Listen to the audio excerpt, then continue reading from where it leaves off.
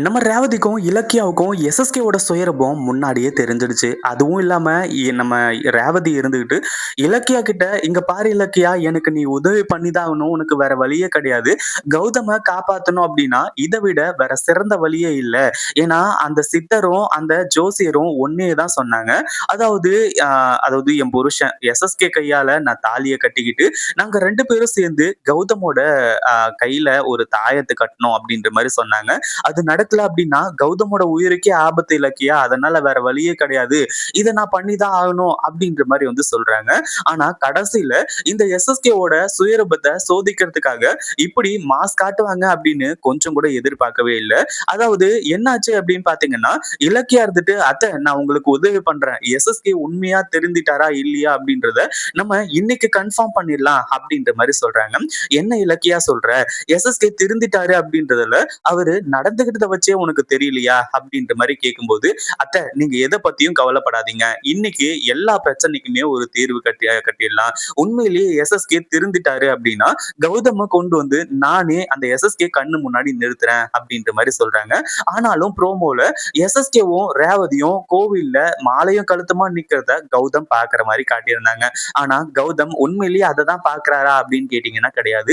ஏன்னா நம்ம இலக்கியா இருந்துகிட்டு அதாவது உங்க அப்பா வந்து பார்த்தீங்கன்னா இங்க வரப்போறாரு அப்படின்ற மாரி சொல்லி கௌதம டைவர்ட் பண்ணிட்டாங்க.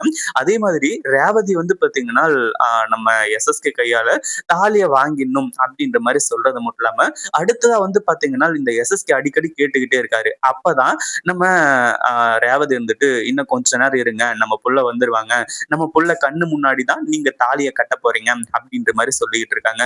ஏன்னா எஸ்எஸ்கேவ சோதிக்கணும் அப்படின்னா, அதுக்கு எந்த எக்ஸ்ட்ரீம் லெவலுக்கும் போயே ஆகணும். ஏன்னா இது சாதாரண விஷயம் கிடையாது.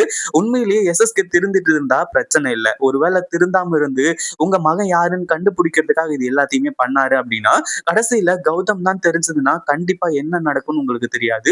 அதுக்காக தான் இந்த ஏற்பாடு அப்படின்ற மாரி சொல்லி, வேற ஒருத்தர நம்ம கௌதமா அதாவது நம்ம ரேவதியோட மகனா வந்து பார்த்தீங்கன்னா, ரெடி பண்ணி அங்க கொண்டு வந்து எஸ்எஸ்கே முன்னாடி நிறுத்துறாங்க. அதாவது இவங்க தான் உங்க மகன் அப்படின்ற மாரி வந்து சொல்லி, இப்போ எஸ்எஸ்கேவுக்கு வேற வழி இல்ல. தன்னோட மகன பார்த்ததா ஆயிடுச்சு.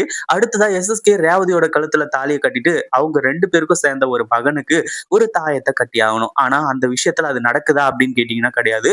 எஸ்எஸ்கே இருந்துட்டு தாலிய கட்டாம கெக்க புக்கன்னு சிரிச்சுக்கிட்டு இருக்காரு. கடைசியில தான், "என்ன ரேவதி உன் மகன யாருன்னு சொல்லிட்டு வந்து கண்டுபிடிச்சு, அதாவது நம்ம மகன் யாருன்னு சொல்லிட்டு வந்து கண்டுபிடிச்சு, நம்ம 3 பேரும் சந்தோஷமா வாழ்வோங்கன்றதுக்காக தான் உன் மகன இத்தன நாளா தேடிக்கிட்டு இருந்தேன்னு நினைக்கிறியா?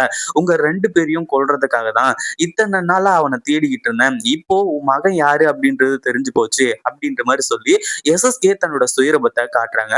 உடனே நம்ம ரேவதி அதாவது இலக்கியா சொன்ன மாரி ரேவதி மட்டும் இப்போ உஷாரா இல்ல அப்படின்னா, நம்ம கௌதம் தான் எஸ்எஸ்கேவோட மகன் அப்படின்றது தெரிஞ்சிருக்கும்.